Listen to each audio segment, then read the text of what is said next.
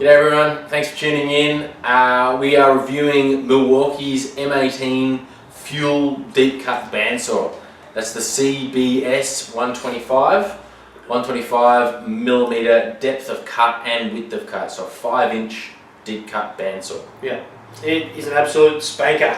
Wow! I mean, this tool is $450. You don't just go buy it with your loose change. Yep. But if you're cutting big metal pipes, channels, even small beams, this is going to make light work of typically very heavy work. Yeah, 100%. As Wayne said, it's 125 max, so you've got a fair bit of scope to play around with there. Yeah. It's 5-speed here on the little dial right there. It's got a nice LED at the front that actually shoots back, so it illuminates your work really well, doesn't it? It does, yeah. It's, I don't know if it's any brighter than any other LEDs on the Milwaukee's, but it's a really good unit. Yeah, I like it. It also illuminates it well enough to sort of make you hold it up straight and get a straight cut, because it's not the easiest thing to get a perfectly straight cut out of. We, in all honesty, are not very practiced in this sort of work. Yeah.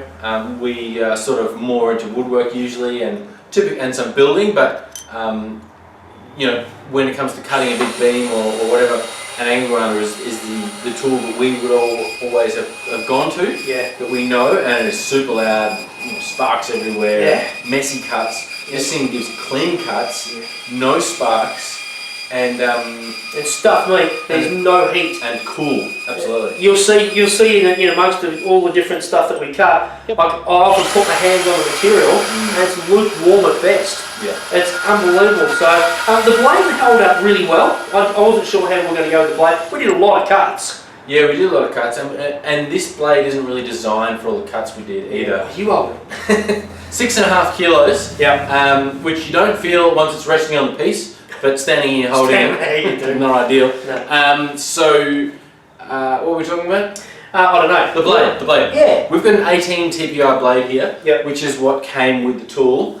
We haven't gone out and bought any more for it yet. An 18 TPI bandsaw blade is really meant for thin metal, sheet metal, and thin iron, that sort of stuff. Yeah, up to maybe 2, 3 probably even. Okay. As you get on to 4, 5, 6 and beyond, you really should be dropping into coarser blades. Yeah. 10 TPI, even 6 TPI down for the really thick stuff. Yeah. We just didn't have one. We didn't have it, so we just, you know, typical sort of guys, we just did it anyway. Yeah. You know, we had our safety gear on. We were using cutting fluid to try and protect the blade as best we can. Yeah. Now some guys say not to use the soluble oil or your lubricant with these because it can pop off the rubber. That's fine. It didn't happen with us, so we'll wait to see. But we wanted to keep the blade cool, keep the material cool, and obviously add that bit of slip. We had no issue. So if someone wants to use cutting oil, then do it. If you're going to be cutting stainless steel with it, which it did no dramas, you absolutely must use some sort of fluid so it discolours and it actually crystallises the metal slightly when you're cutting it through the heat. So you have to be careful what you're using it with. Yeah. I'm no metallurgist, but I just know those couple of little things. But all the different materials we'll see that we use, the guys down at TJ in Hallam gave us like a box of different stuff. So we had gal stuff, we had aluminium, we had stainless, 40 by 40, we had some solid rod, and it added up, didn't it? Yeah, it did. Yeah, the biggest tests were solid 40 by 40 section of steel. That was a tough test for it, especially with the, as I said, the 18 TPI fine blade. That means you're putting in excess of 20, 25 blades in the thickness of the material, which is way too many.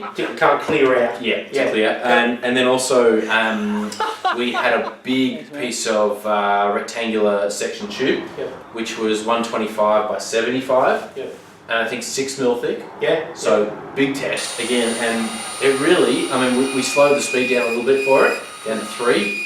Probably could have even gone lower, and it really ate them up. Yeah, a couple of times I did lean on it and push to see how quick we could get through some of the round pipe. But in general, like we're talking about 6.5 kilo with the battery, it feels weighty now, but once it's on the tool, you can, or I didn't because for safety reasons, but you can almost take one hand off and just sit there and just let the weight of it pop through. That's right. Speaking of the blade as well, make sure you're wearing gloves when you change the blade, otherwise you're going to cut yourself. There's a lever here on the front. And all you have to do is turn that a quarter turn, and the blade is now loose. So it's very easy to change your bandsaw blades on this. So make sure that you get yourself a couple of blades so that you can do all sorts of different materials. Yeah, absolutely. And sizes. You've also got your adjustable shoe, which we didn't use, but you've got that. Super easy, just pushing that in and dropping it up and down. Absolutely. You've got a trigger lock as well, so if you have got a long piece or a heavy duty piece you're going through, lock the trigger on and just work your way through. That's also, you've also got a lock to lock the trigger out, Yep. which is make sure you're using that if the battery's on and you're not using it. Yeah. Because you can pick this up, pull the trigger, and start sawing into something that you shouldn't be touching. Not your kneecap. Like your skin. Rafter hook. Rafter hook. That just flicks up into the one position. Yeah, just to hang it, which is fine. That's going to hold it, no problems at all. Pull your pants down so you don't hang it off your belt. Not so much for that.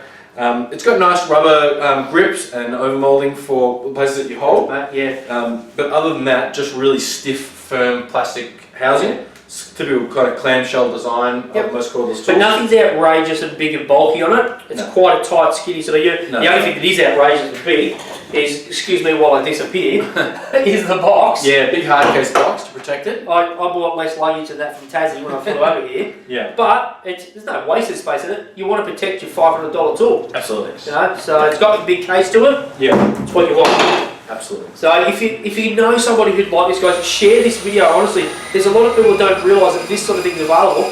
They'll still be hacking away with the old 9-inch grinder and swearing and cursing because they catch their pants on fire. This thing will do quite a bit for you, which we haven't had before on site. No. Share it out and show people what we've got. Yeah, to actually, for plumbers to be out there cutting large diameter tube, really quick, really easy, no sparks, and fast as well. I would say faster than most grinders would go. Absolutely. And some of those pipes, they've got long pipes, you can't sit there and turn them. You also can't sit there with the grinder and go around it. This thing, up to 125mm, drop it on, bang, done. That's right. So anyway, we are suitably impressed. You know, as we said, it's not a cheap tool, but it is a quality tool. Yeah. And if you're cutting large diameter pipes, tube, channel regularly, this thing's going to pay itself off in no time. Yeah. Yeah, that's the Milwaukee Fuel Deep Cut Bandsaw CBS125, 5-inch cut capacity in both depth and width. Yeah, it's a banger, guys. Yeah. Get onto it. Thanks for watching, and subscribe if you like us, and we'll see you next time. Thanks, guys. See ya. See ya.